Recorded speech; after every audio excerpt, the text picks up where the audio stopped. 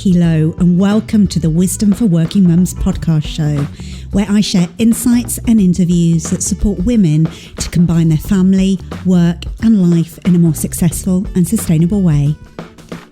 I was raised to believe that treating people how you like to be treated is a good thing. And for many years I did this with all good intention until I discovered what today's guest is going to share with us. Treating people how you like to be treated is definitely a worthy goal, but it's not always that helpful. Because when I treat people how I like to be treated, I'm assuming they're just like me, with the same values, beliefs, perspective and needs. Actually, treating people how they like to be treated, not how I like to be treated, is far more powerful. And that's what we're going to be exploring today, how to communicate with absolute mastery. And I'm so excited to be joined by my guest today. She's not a first timer on this podcast. In fact, she's my first returning guest. That's how much I love her. Felicity Wingrove is one of the UK's leading experts in the applied psychology of language. She's a psycholinguist, a PR strategist, a reputation manager and a content and copywriter. And she leverages the art and science of persuasion and influence to achieve truly exceptional results for her clients. Felicity, also known as Fliss, helps people to craft compelling communications which align and resound with the people who matter most to them. And I'm lucky to be able to call Fliss one of my really good friends. And today, Fliss is sharing with us the 5 secrets to communicating with absolute mastery.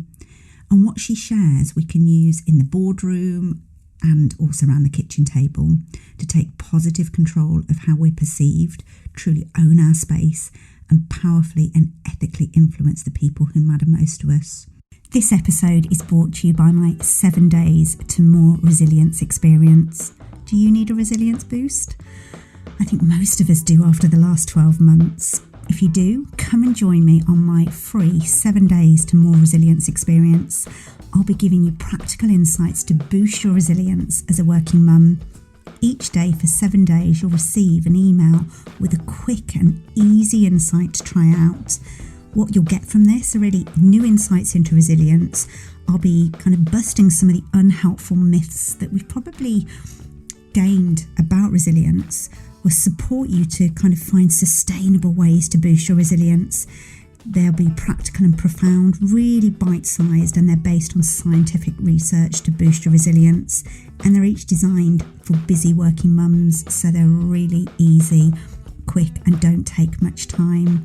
So if you're interested, come and join me on the free 7 days to more resilience experience. Head over to wisdom4workingmums.co.uk/resilience. That's wisdom for FOR workingmums.co.uk/resilience. You're going to love this podcast, I just know it. So let's go ahead and bring on Fliss. So welcome back to the show, Fliss. I'm so excited to have you here again. Oh my goodness, thank you for the invitation. I loved our first conversation and being back is just brilliant. And as I was saying earlier, before we hit record, you're my first returnee. So you were one of my first ever guests over 3 years ago now. And here we are again. So yeah, I couldn't think of anybody better to have as my first returnee. Oh, do you know, thank you. Because it was just at the very launch of Wisdom for Working Mums. You were pregnant with Ava. I was really heavily pregnant with Arabella. And this weekend just gone, we've just celebrated her 3rd birthday. So I don't know where that time's gone, but yeah, fantastic to be back. So for those that may not have heard you on kind of that first podcast we did, can you share with us a bit about you, your story and what you do? I've obviously introduced you, but I haven't given it justice to actually what you do. So would you mind sharing that? Yeah, of course. So I run a PR agency and I'm a psycholinguist. So my day job sees me working with C-suite execs and CEOs, helping them to understand how they can use language in the most compelling and empowering way possible. So we talk about language and communications mastery. It's about being really deliberate in the way that they use language and they communicate. But actually, actually, most importantly, I'm mum to two, I was going to say little ones, but Alexander's nearly 6 now, so probably less little. Alexander's 6 and Arabella's just turned 3. And I also work within my other half sort of business coaching business, running masterminds and that sort of thing. So keeping really busy. Absolutely. And I'm lucky enough to call you one of my good friends. So I get to see how amazing you are on a day-to-day, not only in your work, but in your personal life as well. So I know from the previous episode that we did, I had so many messages going, oh my God, Felicity's amazing. And the insights you shared helped so many. And I know that's going to happen today. So today we're talking about communication mastery. Can you explain what you mean by this? Yeah, absolutely. So the majority of us believe that when we enter into a communication, and just to frame this is not just a conversation in the boardroom or a conversation with your boss or with one of your team members. This is any conversation, a conversation with your child, with loved ones, in the playground at school. When you enter into a communication, we believe that we do that completely neutrally, and we absolutely don't. We carry so much baggage. It's almost hard to comprehend. And we also believe that other people are exactly the same as us. So we try to, or we get offended if they misunderstand what we're trying to say. Everybody has their own filter. So language mastery is understanding our baggage and cleaning that up. It's understanding someone else's filters and how they're going to be viewing what you're saying. And it's understanding the connection between those two and teaching people the skills to be really deliberate in their communication style. And the outcome that you're looking for is to be understood exactly as you intended, for your message to really land. And that is nirvana, essentially. That's what we're all aiming for, to be heard, to be understood, and for our message not to be misconstrued.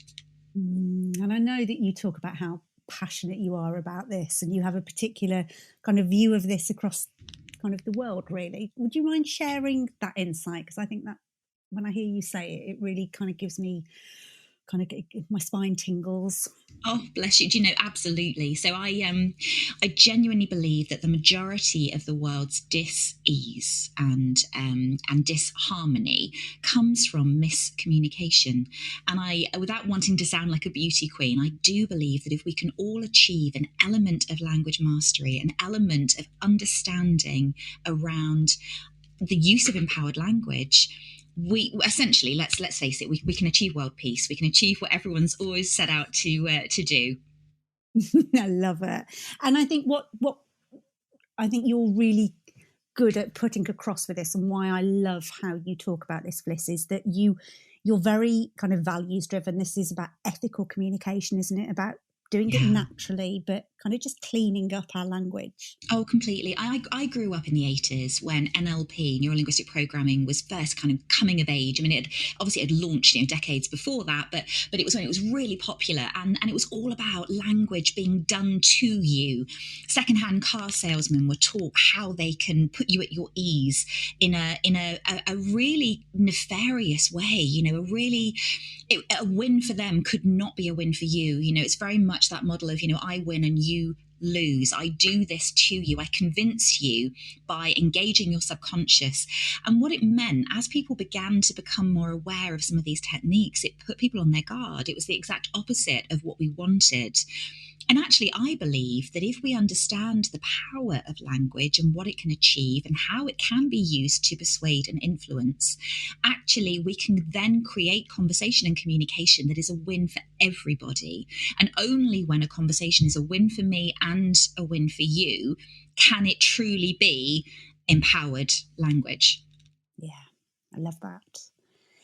And I'm wondering, obviously, people listening are likely to be working mums, and clearly you're both a managing director, but you're a working mum yourself. What do you see as kind of the main challenges for women, particularly when it comes to communicating with mastery?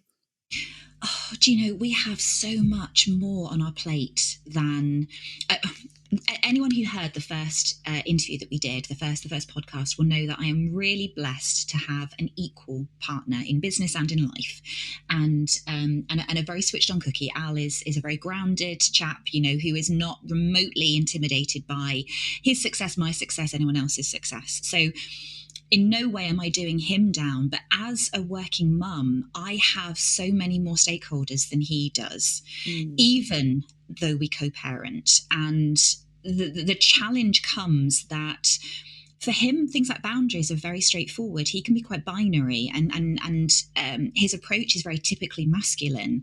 So if he's asked to do something, it's a yes or it's a no. Whereas I run different filters, and I talk to him. I say to him, look, I play a longer game. I understand the repercussions. Yes, it may not suit for us to do that, but actually, I'm trying to please, I guess, people please more. I'm trying to make sure, I'm trying to run filters for the kids. So I might not want to go and see somebody, a grandparent, for example, but I know that the kids will. So it's about trying to check and measure whether my disdain for something is actually genuine, or whether it, is it mine? Is it wider? Should we really do it? And I think we all process so much more, don't we? There's just about, 50 different things running through my head at any one time. And I think also there's more flexibility and agility in our need to communicate. So I can be talking to a teacher on Zoom 1 minute, and then I'm talking to my 3-year-old, then I'm talking to the CEO of a €1 billion business. 10 minutes later, I'm chatting to a mum in the schoolyard, and I don't see anyone else within the corporate structure having to maintain that agility. And I also don't see many dads, and I'm this is not a kind of sexist thing, but I don't see many dads having to maintain that level of agility and the speed of transition as well. So I think, the majority of mums are already communication ninjas. We're pretty brilliant at being able to flex our style. Brilliant. I love that insight, and I think it's spot on. I can completely relate to the need for the agility and having the slightly different filters. The please, perfect, perform filters are slightly different, I think, for women than they are for men. And absolutely to having more stakeholders. It's tough. Yes. And why I think what you're sharing today is so powerful. So I know that we're going to dive into these 5 powerful secrets to communicating with absolute mastery. So would you mind sharing what they are? Absolutely. My goodness, I'm so excited to share this. This is like my life's work. I'm such a geek. Someone said to me the other day, it's like, this is, you're really passionate. This is all quite new, isn't it? I'm like, well, the evolution of this focus is new, but I have been, sort of training in it for 25 years. So it's a bit like, that overnight success that's kind of taken you 25 years in the making. The 5 secrets that I've chosen are focused around core areas that we as working mums and mums within the corporate world and business and entrepreneurship actually really need to master in order to maintain our integrity when it comes to communicating. So the first of those is around boundaries.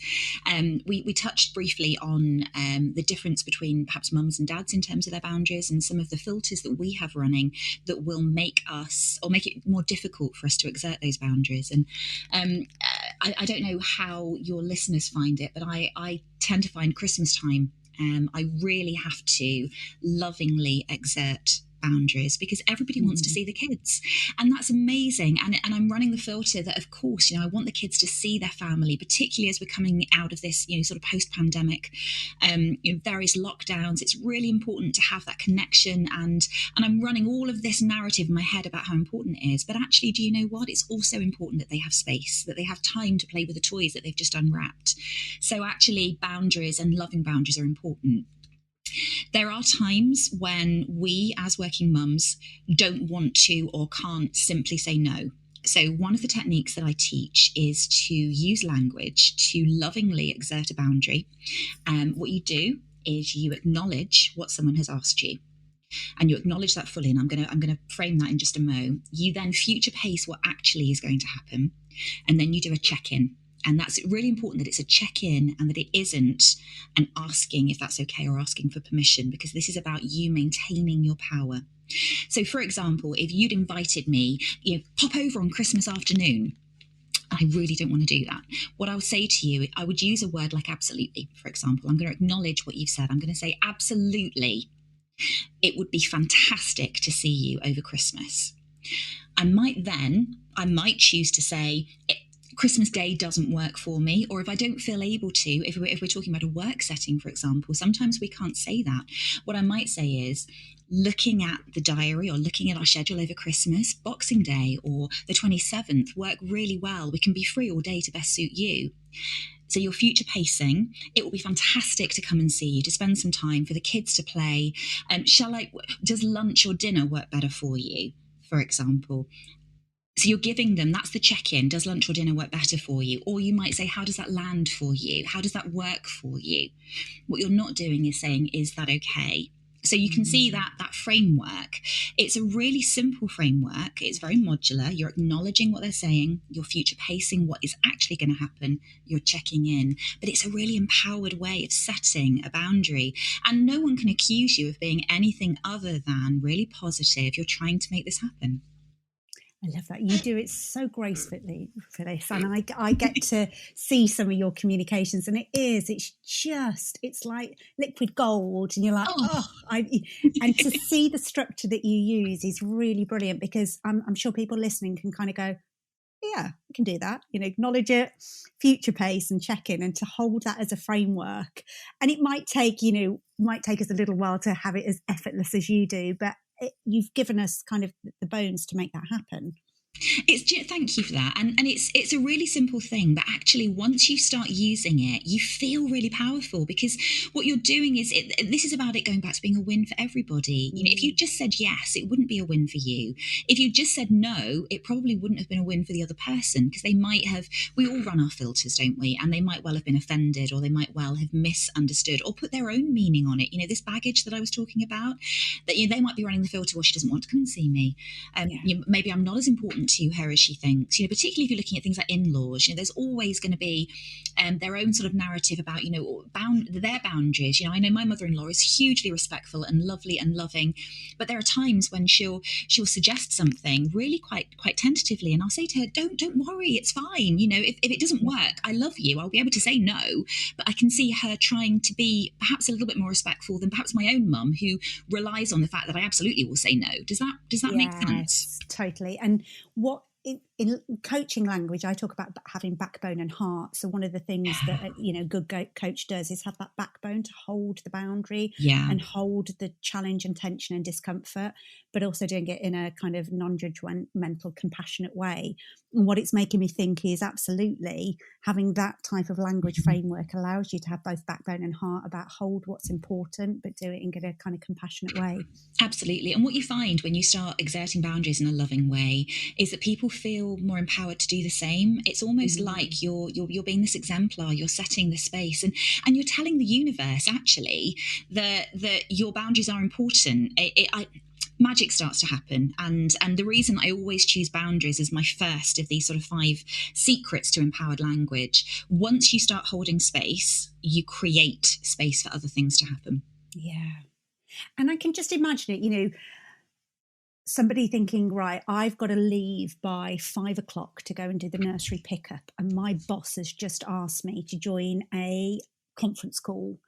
Using that as a framework to acknowledge how important it is and that you're committed to your work, but future pace to say, no, I can't do that day, but how about this at this time? Completely. Would that be okay with you? Yeah, but don't say, would that be okay? So that's the only thing.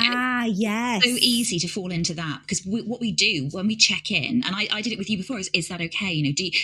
We'll automatically do that, and as women we subjugate our power, because what we want to do is to be warm and engaging and non-confrontational. It's what we've been conditioned to do. Yes. And actually when we hold our power and we check in, we don't ask permission, people react differently to us. It's really interesting when we communicate with the masculine, and I'm going to touch on that a little bit later, but communicating with the masculine is different to communicating with the feminine. And I don't mean men and women here, I mean masculine and feminine styles.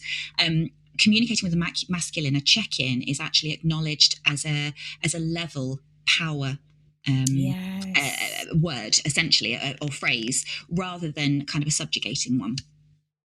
Yes, that makes absolute sense. to reinforce that? Because I know I've heard you say that before and I've still fallen into that. We all do it though. It's so easy. This is what we've learned, and what we've been taught and trained. What we're looking is not for you to ask permission, it's for you to check in. And we're going to cover off language preferences. There's a few ways that you can check in, but you might say, how does that land for you? How does that work for you? I'm asking a question. I'm not saying, is that okay? Do you mind? Could you possibly? What does that? You can hear the difference, can't you? I can say, does that work for you? And if you say no, I'm giving you the opportunity to say it doesn't work for you. And I can find a way that does work. But what I'm not doing is giving you the opportunity to go back and say, no, you can't, because it's a non-negotiable. I'm presenting it in a quite gentle way. But equally, the way in which I have future-paced the solution, this is the solution that we're finding. I can evolve the solution a little bit, but what I'm not doing is what you asked me. Yes, yeah, and I think that's brilliant. So that first secret is around boundaries. Yeah. So what about the second secret? So the second secret links into thanking someone for a behaviour or an action that they may not have shown yet, but which would suit both of you. Now, it's really important. We touched on the ethics side of things at the very beginning when we talked about this is not doing to someone. This is not working with their subconscious without their permission. It's none of that. This is actually about allowing someone to step into a mutual win. So I'm going to use an example of my lovely son, Alexander. And just before the latest lockdown 3, I took him to the supermarket with me. I told him that he could choose some sweets or a comic book, and he chose a comic book. We then carried on with our shop. As we were nearing the checkout, he saw some sweets he wanted, and I exerted a loving boundary, explained, no, you made your decision, and that's great, and you've chosen a brilliant comic book. And I could see that he was just about to have a bit of a meltdown, and he's a really good boy. It's not usual for him to have tantrums and things like that, but he was really tired. And I don't know about you, but when I'm tired, my emotions absolutely become a bit more raw. It's almost like my insides are warm on the outside. Yeah. So I could see it happening, and knowing language as I do, I utilised some skills so that I could help him reframe what was happening. So I knelt down to his level. And the reason that's important, if you're doing this in a work setting, it might be if someone sat down, it might be that you kneel down to them. It's really important that you're on a par so that from a power perspective, you're not standing over them. I knelt down to his level, and what I said to him was, I said, oh mate, I know this is really tricky because of course you want the sweets and of course you want the comic book. They're sweets, they look delicious. The comic looks ace. But you've made your decision, and I think you're right. I think the comic book's going to be brilliant. But I just want to acknowledge lots of boys your age right now would be laying on the floor having a tantrum and trying to force their mum or dad's hand so that they could have both, and you're not. And that's because you are brave. It's because you're smart. It's because you're so grown up now that you're able to understand that even the difficult emotions are ones that we can feel, and that it's okay. I just want to acknowledge how brilliant you are and how proud I am of you. And he put his hand in mine. I'm holding the trolley on one hand, and as I stood up, and he went, oh, that's okay, mummy. He said, they're very disappointing emotions, but I'm a big boy now, and I know how to process those emotions. And we walked off to the checkout. Now, it was a win-win because it meant I didn't have to deal with, and I was tired too. It'd been a long day. I'd worked and shopping and kids, and you know what it's like. Everyone listening to this knows what it's like. What I wasn't doing was twisting his mind. I wasn't, this wasn't a power play from my perspective. This was me allowing both of us to de-escalate, reframe what had happened. Again, it's the future pace behaviour that I knew he wanted to show, but he was absolutely just on that precipice. Both could have gone either way. And allowing him to choose the identity for himself that best suited him and actually best suited me. And we skipped, quite literally in his case, skipped happily to the car. He went home and he loved his comic book. And the next time we went, we got sweets. I'm a soft touch. I'm not pretending to be like an ace parent. But actually we can use this within a work setting as well. I used this quite recently on a team training that I was doing, not my team. I'd been pulled in as an external trainer around some of the language, and I'd been pre-warned that one of the team members was notoriously negative he would, if there was a negative to be found, he was the one. He would be coming at, this won't work, that won't work, we've tried that before, it won't. And it was closing the team down and closing down their ability to proactively brainstorm and share ideas. So one of the things I did quite early doors was to say, we'll call him Bob. Was to say, and any Bobs out there that I have trained, I'm not talking about you because it's just to clarify, but we'll call him Bob. And I framed it as we're about to start, I said, Bob, I just want to say a huge thank you, because I know in the past you have, it's important, we're framing it, we're not making it confrontational, we're putting it all the way back in the past in the timeline. In the past, you have been slightly more negatively focused. You've looked at ways in which you can protect the team from things failing. But I know that you understand that for the purpose of this training, we all need to be future facing and future focused and actually much more positive. So I just want to acknowledge the fact that you've gone through that process and you're really, you're really grounded and you're with us in our intention and our desire to have a positive outcome from this. So I just want to acknowledge that in front of the team here. Thank you. What happens is Bob, and he doesn't have to, Bob can choose to say, well, actually, I think you'll find I'm going to stay in the negative framework. But very rarely would he do that. What he's going to do is step into this identity. I've not threatened him. I've not criticised what he's done before. I've given a really kind interpretation of why he might have done that. But then I future paced him into what he's doing right now. I've acknowledged a behaviour that he hasn't shown yet, but that would suit me, that would suit the team, and actually would suit him. And I've given him the opportunity at the end of it to step into that identity, which is exactly what happened. And they had the best team creative brainstorm at the end of it that I think they've ever had, which is brilliant because it's exactly what they needed. And it's making me think you're just giving both yourself and the other person that kind of win-win of the opportunity to step into almost like the best version of yourself by doing it. Absolutely. Who doesn't want the best interpretation of what they've done reflected back to them? I've been in a situation where someone has assumed the worst. Back when I was starting my career, I had a really negative boss in one of my very early roles, and she'd assumed that, if I made a mistake, it was almost deliberate, and it was horrible to have that identity put on me. But equally, I've had brilliant managers, early on in my career, where they've assumed the best, and they've assumed that my intentions are pure and what have you. And I know how empowering that feels. And that's what this is all about. It's about empowerment and about the win-win. And what I love, and I know you talked about earlier about the kind of masculine and feminine, this feels really kind of natural to you as well. And I know that people can find their own language, but that it's often we feel that if we're putting up boundaries or we're protecting our space, or that it is quite a it's a push. It feels quite masculine, and where this feels more just flowing. I think thanks, Nikki. I think that's really important for us as women, speaking from the feminine. So when we exert hard boundaries, it is a very aggressive thing. It's a masculine thing. And some women are comfortable with that, and that's great. And that's, this is not about making people do something that doesn't sit with them, but this is about giving people some further tools in their armoury, in their arsenal, through which they can achieve outcomes and outputs that work for them and work for the other person. Yeah, no, I love that. So we've covered so far the boundaries and the thanking. What about secret number 3? So the number 3 is about space. Now, it's been a little while since I've sat on the tube, but you man spread. We've all talked about this. When you're sat next to someone who's got their legs so far akimbo that you actually think they must do yoga on a regular basis, you're kind of admiring their dexterity and flexibility.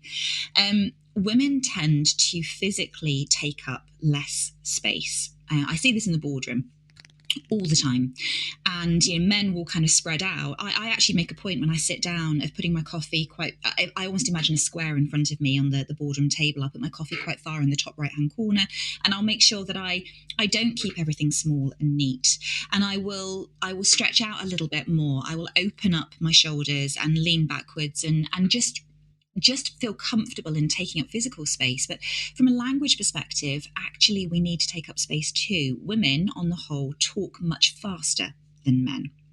So this is the feminine, the masculine again. We talk much, much faster, and we pause much less. So the power of the pause cannot be underestimated, and the power of taking care and time. When I'm having a conversation like this with you, I'm in my natural narrative. I speak quite quickly. I'm enthused. My pitch and my tone are quite lyrical. They're quite up and down, and that's great. But actually, if I need to be in an empowered state, if I'm delivering a presentation to directors, for example, I will speak slightly more slowly. And when I say what I have to say, I pause and then I'll start again. And this is really powerful. It's really powerful with children as well. So it's not just, interestingly, what works for CEOs also works for toddlers. And I'm not saying about that, but I've been doing this for a good few years now, and they both work. This is around taking up space in the conversation. It's around not what some women fall into the habit of. I use women as a shorthand. What I mean is those speaking from the feminine. But what they fall into the trap of is having to fill any space with words. And if someone leaves silence, they'll jump in, and quite often they'll cycle through what they've already said, but just paraphrasing it. And what you do then is you lose your power and you crowd the conversation and create white noise. So it's saying what you want to say and then stopping. Love that. And I just love the idea of just taking up space. And I've seen that numerous times as well, consciously and unconsciously. Sometimes I've not picked it up till afterwards that, women will shuffle up to make room for men and not even be aware that they're doing it. And we tend to, we sit cross-legged. We, we take up less physical space, even not realising. The act of taking up space, it sits so well with the point that you were making just earlier. The act of taking up space can be aggressive, and we don't have to do this in an aggressive way. I'm not an aggressive person, but my goodness me, I am in my power when I'm sitting in a boardroom or presenting on stage or whatever I'm doing. But I do that in a way that is grounded and congruent with me and with my energy. So I'm not pushing others out in order to take my space, but I am really boundaried. And if someone encroaches on my space, I will smile and I will encourage them to step back. And you can do that from a language perspective as well. Don't flex your language to suit someone else. Stand in your style. And I've seen you do this with hand gestures as well, that, just small little hand gestures can make that difference between standing in your power and not. Oh, completely. There's a fantastic American relationship therapist called Virginia Satir, who she practiced sort of mid last century, and she discovered there were 5 very specific hand gestures that created a deliberate and reliable emotional outcome or connection when used. So by using these, you could create an emotional state in the person that you were communicating with. And because of that, they've been used by politicians across the globe for the last sort of 4 or 5, actually no more than that, 6 probably decades. And one of those is called the placator. And if you can imagine with your hands pleading in front of you, sort of Oliver Twist style, you're laying your hands out palm upwards in front of you. Women use that a lot as they're speaking, and they'll use that and they'll bounce their hands as they're making a point without even realizing. But it's the ultimate supplicating gesture. The reason you use placator is to appeal to the better nature of an audience, for example. And you might do that. It's something that you would use if you were being heckled, because it changes your power position and gets the rest of the audience on your side. It's something you might be doing if you were completely in the wrong and you were making an apology, for example, but it isn't something that you would want to be using on a day-to-day basis, because what you're doing, regardless of the words that you're using, what you're doing is saying, please like me, please believe what I'm saying, please support me, please don't challenge me, which is a horrific place to come from. I've seen triple PhD scientists delivering the kind of, literally hearing them speak was like watching someone invent fire, because the content was just breathtakingly awe-inspiring, in their intelligence and what they were talking about. And they're doing the placator, and people are, and they're wondering why they're not grounded and perhaps, respected in the way that some of their male colleagues are. We need to clean that up. We need to take up our space. If you're going to be what I would say, hold your hands very gently, one hand in the other, and use your hands and hand gestures very sparingly. When you use them to make a point. And literally, I've seen you do it where you literally point your finger to make your point. And yeah. Absolutely. So I think just those little points can make a huge difference. So thank you. So we've got boundaries, thanking, and space. How about secret number 4? So this is about modifying, and I've touched on it already with number 1 with boundaries, and actually it came into number 2 and kind of number 3 as well. It's using words to being very mindful of the words that we use. So women will minimize their achievements by using modifiers like quite, and what we're actually looking for is to stand fully in our power in and around the language that we use. So I might say to you, oh, I'm quite excited. What I'm actually doing, I'm taking that word excited and I'm squeezing all of the life out of it by adding quite as a modifier beforehand. I'm making it small and thin and not remotely exciting. So I say to women, use modifiers with real caution, take them out, clean your language up, be excited, or use language in a more delicious way. I see this a lot with children and with teenagers now. They'll use modifiers in a single word. So I'm quite tired, slightly tired, very tired, really tired. Actually, we've got words for that. I'm sleepy, I'm exhausted, I'm shattered, I'm weary. We need to be using words in a more powerful way. Where we need to be careful is when we modify our successes. So women have a tendency, and again, by women, I'm referring to those communicating from the feminine, have a tendency to reduce the impact, efficacy, power, impact of what we've done by making it smaller, by modifying it. Quite is a perfect example of making something smaller. What I would love is for us to stand in our power and use fulsome words like absolutely, completely, 100%, whatever we want, something that is full and fulsome. And that comes with praise as well. So, stand in your power when you're praised.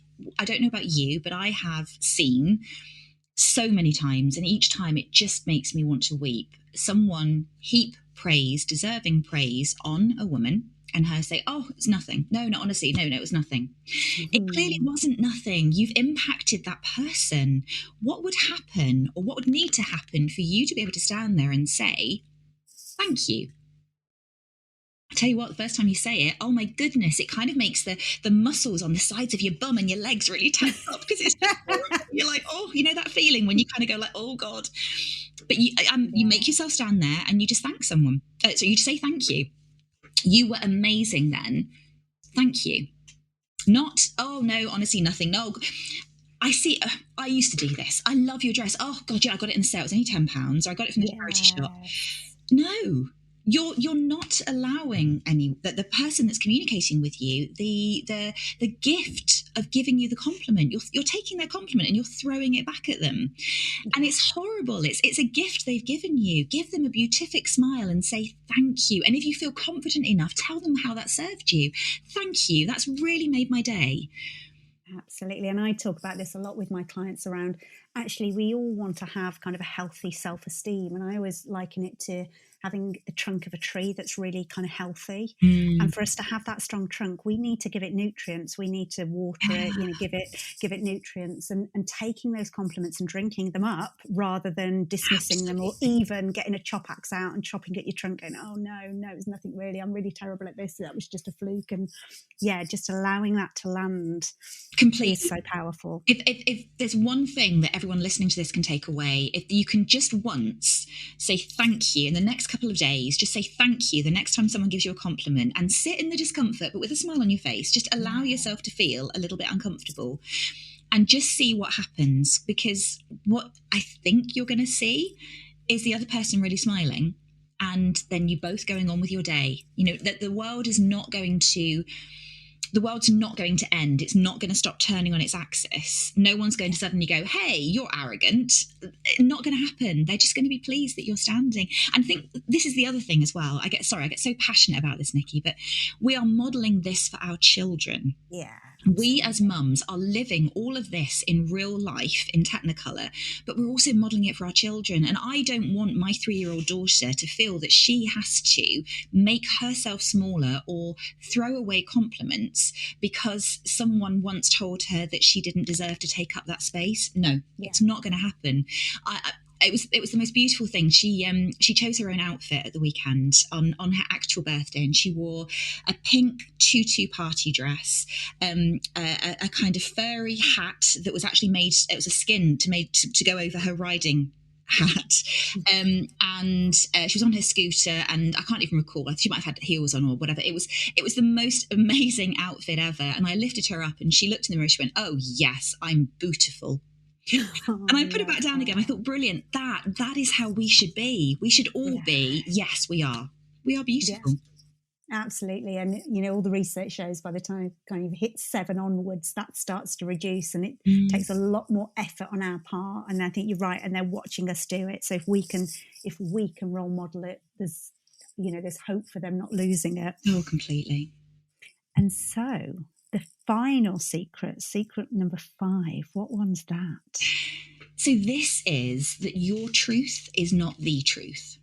And that is actually an incredibly profound statement. It's one that I borrowed from Dr. Joanna Martin. I can't claim credit for that one. But when I first heard her say it, it really stuck with me. And actually what it means from a language sense is that we believe that other people come to communication with the same filters and understanding as we do, and they absolutely don't. We have very different ways of communicating and different preferences. So some of your listeners will have come across the concept of VAK language, VAK, which is visual, auditory and kinesthetic. Those are sensory preferences. So some people will process the world through their eyes. They will process through colour and shape and size. Others will process through sound. Others yet will process through kinesthetic, through touching and feeling. And for them, it's much more about texture and temperature, for example. Our filter, we assume, is our own. I don't know if you've ever seen 2 people who are having a miscommunication, so a conversation that isn't landing, and one of them saying, "I don't understand why you are not listening to me," and the other person says, "What is it? I just don't see what the problem is." And it's about hearing and seeing. They're having a conversation, but they're literally head-butting, butting heads, because they're not respecting the fact that they come at this from different places. One of the biggest challenges we have is with something. So trainers are taught a technique called format. So the number 4 and then MAT, and that's around information density preferences. So your personality style will lend you a certain leaning towards a preference. Are you a big picture person, or are you a very specific person? I am a Y person. Give me the one-liner about what you want, and I am your girl. I'm there. Other people are what? They want a chunky paragraph underneath that. And then you have your how people who would love 5 or 6 bullet points. Then you've got your what if people who love all of that. They'd prefer to have a few addendums, and they also want to know what happens if it's raining and it happens on a Tuesday. Now, if you're at the extreme ends of that, I was at the supermarket. I don't just live at the supermarket, by the way, but because of lockdown, there haven't actually been that many places. Those are your days out. I'm really excited. I'm going to Sainsbury's. And I was at the supermarket, and I saw, I was loitering by the cheese aisle, because for me, as a psycholinguist and a psychologist, it is like a day trip out. It's fantastic watching people. And a woman was trying to explain to her husband what she wanted, a pasta sauce. And he was clearly a why or a what person, and she was clearly a real detail person down there in the hows and the what ifs. And she was saying to him, "Look, I need you to go and get the pasta sauce. It's down the 3rd aisle. If you turn to the left, it's about halfway down. It's on the right-hand side. Don't go for the one in the blue tub, because I don't know if you remember, but when Sally came over for dinner, and there's a long story about Sally, and then she went on, and don't go for it, and make sure it isn't the big one, because then we'll open it and we'll leave it in the fridge and it will just go off. And I hate stuff going off. You know that. When I threw the stuff out the other day, and and about 3 minutes afterwards, she finished, and I saw him come to, because he'd gone into this almost catatonic, terrified state where his eyes were almost rolling back in his head. And he obviously came back into the room as she went, okay, go on then. And you could see the panic in his face that you said, what have I got to get? What? He'd missed it. Now, if she'd said to him, babe, can you get some Dolmio? Don't get the massive one. It's around there somewhere. That's all he needed. That's all he needed. Yeah. But it's about communicating with people in the way in which they wish to be communicated with, not just because they have a preference, actually, sometimes because that's the way in which they need to process. And our children are the same. Sometimes our children need direction. They need the bullet points. They don't just want to know what we want. They want to know how we want to deliver it, or how we want them to deliver whatever we're asking of them. Whereas other times, some children just need the big picture. And the more detail we give them, the more overwhelmed we make them. So just going back, your truth, it is your truth. It's unassailably your truth. There is nothing wrong with it. It's beautifully, deliciously your truth, but it is not the truth. And it may very well not be the truth of the person that you're speaking with. Oh, it's so powerful. I remember probably about 8 years ago now, coaching a senior director in an automotive company, and his remit was to develop a car of the future. And what he'd done was got all of his team and said, right, I want you to map out your vision for your particular part of our department for the next 5 years. And, you know, that request alone can be challenging. Yeah. You know, that's quite, you know, requires a certain type of processing. But what he then did was had this massive whiteboard. It was kind of the length of the room. And he asked each team member to come in and map out their vision. And in our coaching session, he was sharing that he'd got somebody on his team that was just refusing to do this. And it was getting to the point where it was becoming such an issue. It was nearly a disciplinary, because he was taking it as this person was being was consciously and purposely disobeying him. And what came out of the coaching was that this person was kinesthetic. You know, you talked about the visual, auditory, kinesthetic. And this director was visual. So he was like, come in and draw me your vision.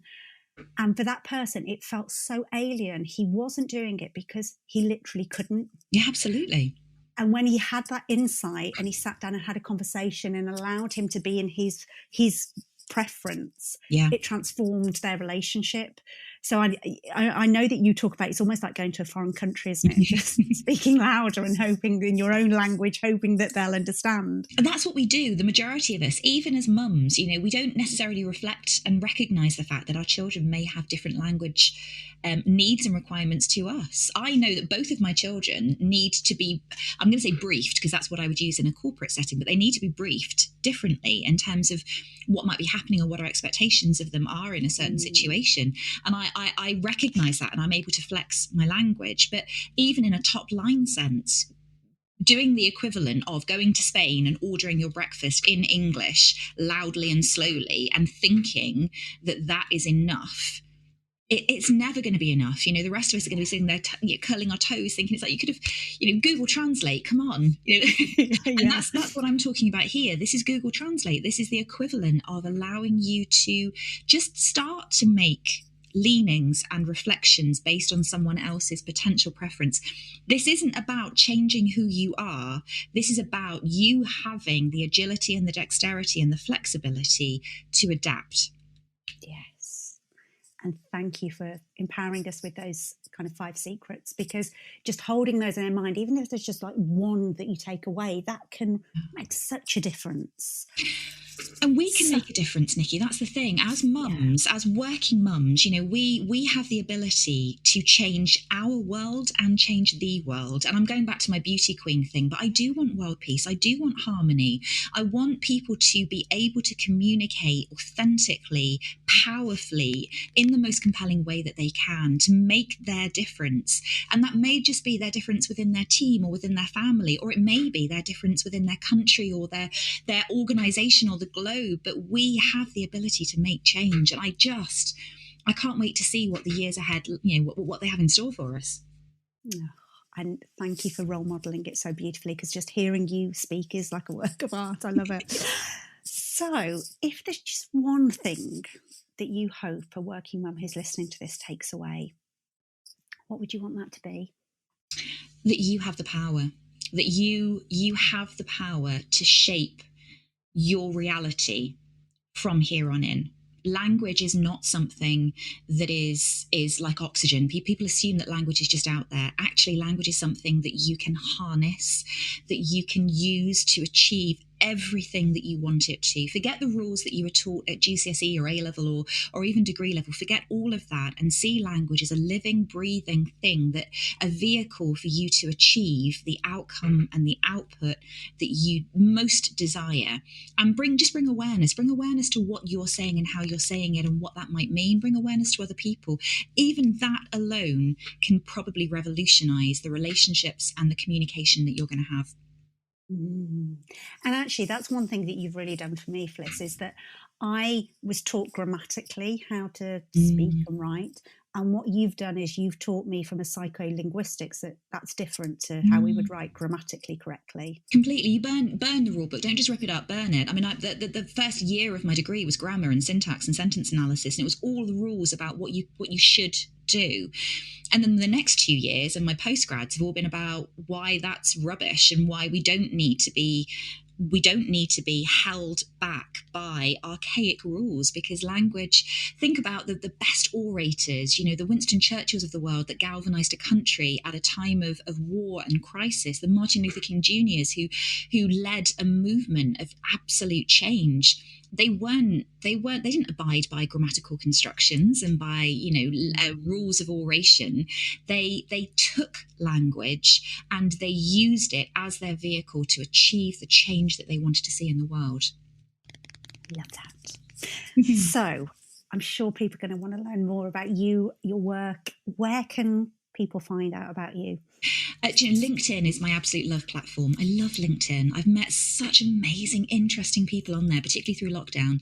I am going to be launching a website and doing some work, particularly around this empowered language piece, but that's coming online kind of Q3 of this year, of 2021. So for now, it's just really connect on LinkedIn. I'd love to know how this lands for you. I'd love to know if you've been able to put any of this in place and how that might work. I also share lots of regular insights, so sort of 2, 3, 4 minute snippets around very niche pieces, techniques, tools, tactics that you can employ, just to build on some of what we've been talking about here and some of the wider work that I do. So on LinkedIn, I'm just Felicity Wingrove. Very boring. I managed to get my name. That's a good thing. It is. And I'll also do some links to kind of your business sites and all of those things. And if people head over to wisdomforworkingmums.co.uk/55, so the number 5 and the number 5, there'll be all the show notes linked there for them. Fabulous. Thank you, Nikki. It's been an absolute pleasure, as always, Fliss. So thank you. Thank you so much. I have loved it. Oh my goodness, you're amazing. This episode is brought to you by my 7 days to more resilience experience. Do you need a resilience boost? I think most of us do after the last 12 months. If you do, come and join me on my free 7 days to more resilience experience. I'll be giving you practical insights to boost your resilience as a working mum. Each day for 7 days, you'll receive an email with a quick and easy insight to try out. What you'll get from this are really new insights into resilience. I'll be kind of busting some of the unhelpful myths that we've probably gained about resilience. Will support you to kind of find sustainable ways to boost your resilience. They'll be practical and profound, really bite-sized, and they're based on scientific research to boost your resilience. And they're each designed for busy working mums, so they're really easy, quick, and don't take much time. So if you're interested, come and join me on the free 7 days to more resilience experience. Head over to wisdomforworkingmums.co.uk/resilience. That's wisdom for FOR workingmums.co.uk/resilience. If you've enjoyed this episode of Wisdom for Working Mums, please share it on social media and with your friends and family. I'd love to connect with you too, so if you head over to wisdomforworkingmums.co.uk, you'll find a link on how to do this. And if you love the show and really want to support it, please go to iTunes, write a review and subscribe. You'll be helping another working mum find this resource too. Thanks so much for listening.